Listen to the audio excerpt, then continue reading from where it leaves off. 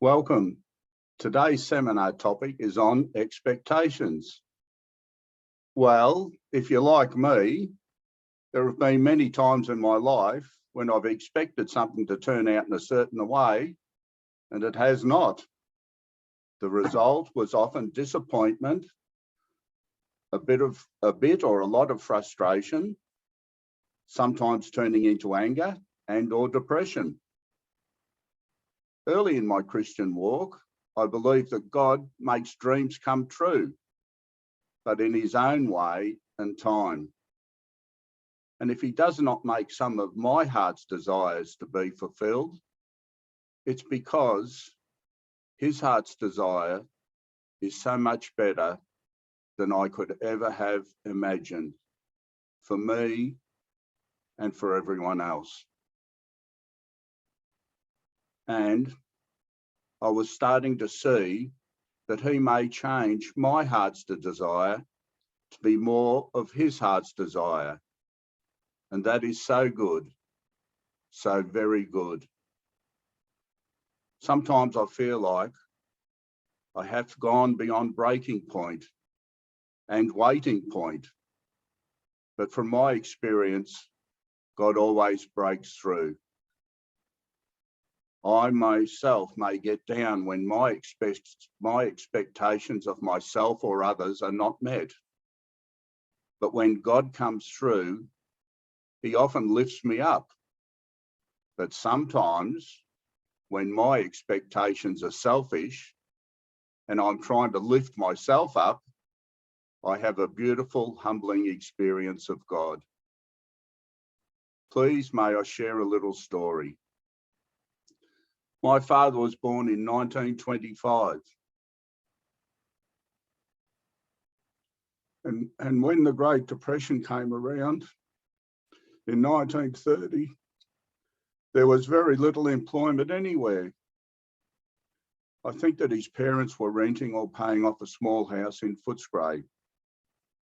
Because there was no work for a boilermaker, they may have become homeless if they had not had a relative up the bush who owned some property with an old house on it.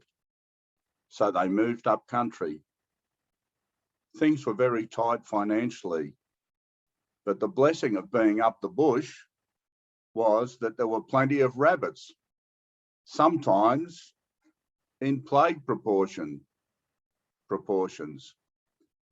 My father, as a young boy with his father and some kids from around the area, would take a dog or two and go out to hunt rabbits, for it was the only meat that many survived on.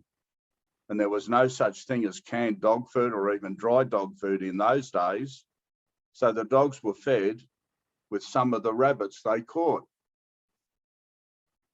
Often they would scare a rabbit out from its hiding place, and the kids would crowd around when the rabbit ended up in a hollow log or a tree stump.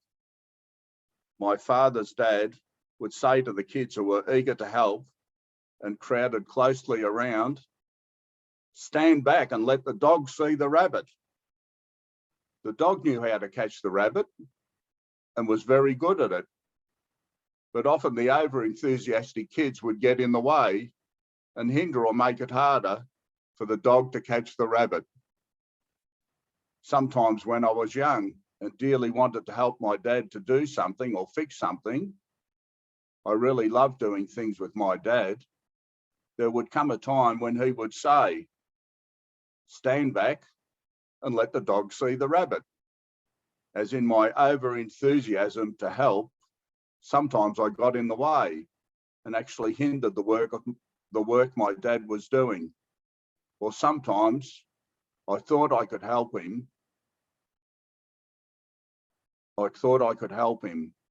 But in reality, it was beyond my capabilities.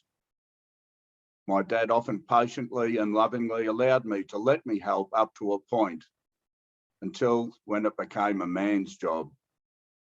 He also sometimes would say, "Don't send a boy on a man's errand," not directly to me, but about some situations.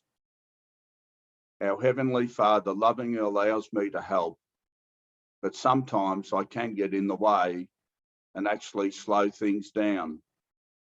I need to ask him, what would you have me do here, Lord?